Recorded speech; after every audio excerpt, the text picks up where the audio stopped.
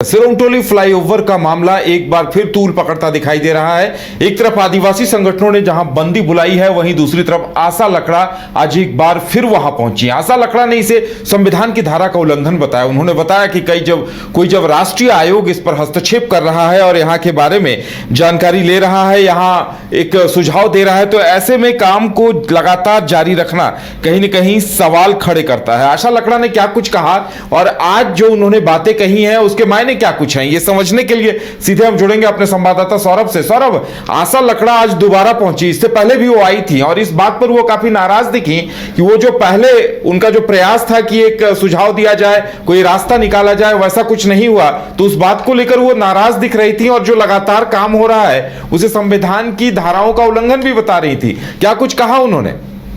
जी बिल्कुल, देखिए सिरमटोली रैंप विवाद कह सकते हैं कि अब कुछ दिनों के बाद सिरमटोली फ्लाईओवर का उद्घाटन होना है, लेकिन जो लोग हैं, जो आदिवासी संगठन ने पिछले 4-5 महीने से आंदोलन किया है, चाहे रैंप विवाद के मामले की यदि बात कर ली जाए तो इसको लेकर एक और जहां उद्घाटन की बात कही जा रही है, दूसरी ओर आंदोलनकारियों ने कह सकते हैं कि थमने का नाम नहीं ले रहे हैं। अब इसी क्रम में राष्ट्रीय अनुसूचित जनजाति आयोग की भी एंट्री हुई है। कुछ दिनों पहले राष्ट्रीय अनुसूचित जनजाति आयोग की सदस्य आशा लकड़ा लगातार एक्टिव मूड में दिख रही है। सिरमटोली फ्लाईओवर जो रैंप विवाद मामला चल रहा है, इससे पहले आपको बता दें कि कुछ अधिकारियों को नोटिस भेजे गए थे और अनुसूचित आयोग के कार्यालय दिल्ली में उनको बुलाया गया था उनसे बातचीत के लिए। हालांकि जो राज्य के कई अधिकारियों को जो बुलाया गया था, उन्होंने 16वां वित्त आयोग की जो बैठक चल रही थी इसका हवाला देकर वो दिल्ली नहीं गए। अब आज आशा लकड़ा राजधानी रांची पहुंची और सिरमटोली फ्लाईओवर का उन्होंने औचक निरीक्षण किया है। उनके साथ पथ निर्माण विभाग के अधिकारी थे,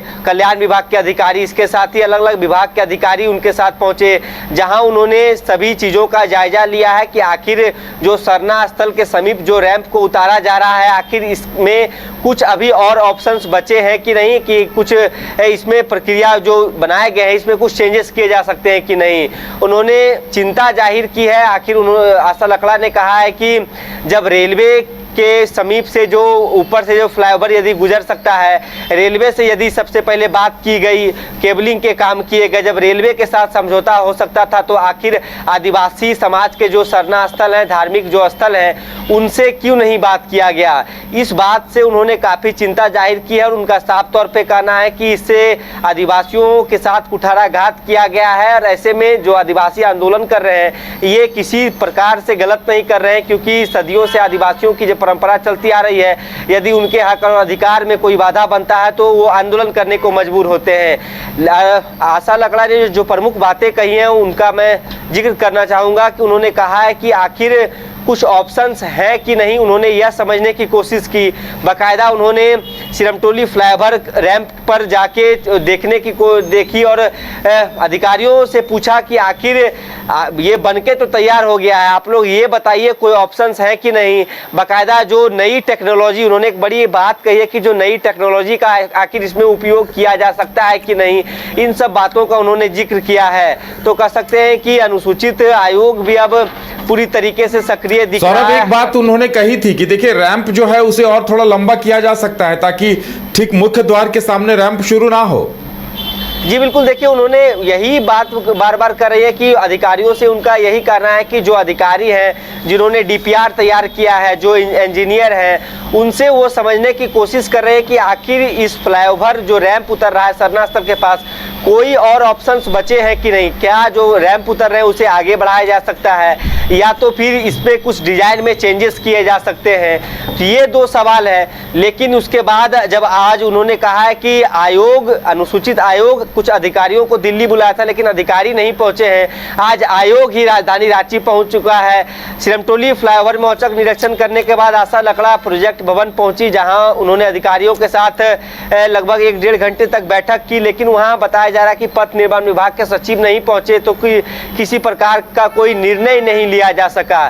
तो एक बार फिर से जो मीटिंग होनी थी, जो बैठक होनी थी, उसमें कुछ स्पष्ट नहीं हो पाई है। लेकिन इसी बीच जो आंदोलनकारी हैं वो आज मशाल जुलूस निकाले हैं राजधानी रांची में फ्लाईओवर रैंप निर्माण के विरोध में। और बीते दिन यानी कि कल झारखंड बंद का आह्वान किया गया है। तो एक और जहां कह सकते हैं कि फ्लाईओवर पूरे तरीके से बनके तो तैयार हो चुका है, कुछ दिनों में इसका उद्घाटन होना है, लेकिन राष्ट्रीय अनुसूचित जनजाति आयोग की जब एंट्री हुई है तो क्या कुछ इसमें पहल किए जाते हैं या तो फिर अभी उद्घाटन ना हो के कुछ चेंजेस किए जाते हैं। लेकिन इन सब के बीच कनेक्टिंग फ्लाईओवर की जो बात चल रही थी कि सिरमटोली फ्लाईओवर और बहु बाजार जो काटाटोली फ्लाईओवर है, जो बहु बाजार तक कनेक्टिंग फ्लाईओवर का भी बीते 1-2 दिन पहले काम चालू हो चुका है। लेकिन आशा लकड़ा ने चिंता जाहिर की है कि सरकार ने जिस प्रकार से आदिवासियों के साथ उनके धार्मिक स्थल के साथ खिलवाड़ करने की जो कोशिश की है, ये कहीं ना कहीं उन्हें महंगा पड़ने वाला है और जो आंदोलन हो रहे हैं इसका खामियाजा जरूर भुगतना पड़ेगा। जी चलिए सौरभ, हमारे साथ जुड़ने के लिए और तमाम जानकारी देने के लिए बहुत बहुत धन्यवाद। तो अब इस पर आगे क्या होता है ये देखना दिलचस्प होगा। एक तरफ बंदी, दूसरी तरफ आशा लकड़ा बहुत ही गंभीरता पूर्वक पहल करती हुई इस मसले पर नजर आ रही हैं। गोल जहां 27 वर्षों के सफर में 17,000 से भी अधिक छात्रों ने डॉक्टर एवं इंजीनियर बनकर भरे सफलता की ऊंची उड़ान, जहां साधारण छात्र भी असाधारण सफलता प्राप्त कर बना रहे इतिहास। दूरदर्शी शिक्षाविद श्री विपिन सिंह के मार्गदर्शन में मेडिकल एवं इंजीनियरिंग के लाखों छात्रों के लिए आशा की किरण के रूप में गोल्ड रिजल्ट फैक्ट्री